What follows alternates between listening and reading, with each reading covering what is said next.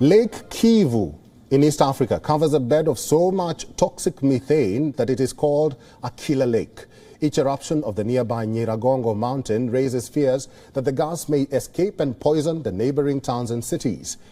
But an opportunity was spotted in what could have been a disaster. An energy firm is now transforming the gas into electricity that powers almost a third of Rwanda.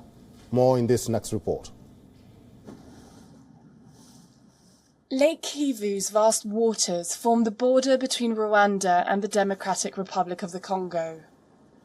And in the middle lies a power plant that creates electricity from deadly gas.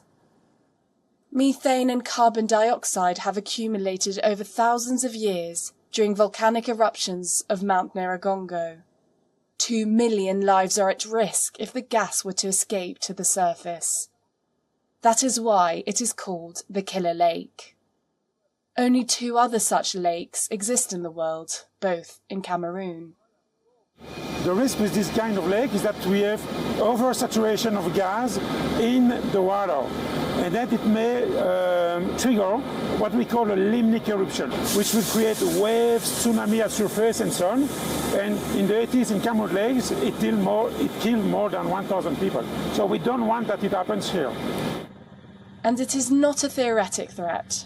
Last year, Nyiragongo erupted again, pushing a second wave of lava deep into the earth, under the lake itself.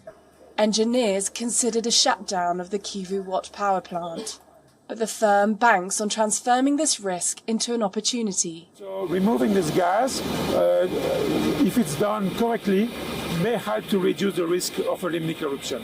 And of course, when using this gas, we can also help the country to develop by, for example, producing electricity, then we have 2 chances from one threat. Kivu provides around 30% of Rwanda's annual electricity. Ironically, the operators say it is even green energy. Kivu is 5 to 6 times less polluting in terms of carbon emission to a traditional or conventional peat power plant.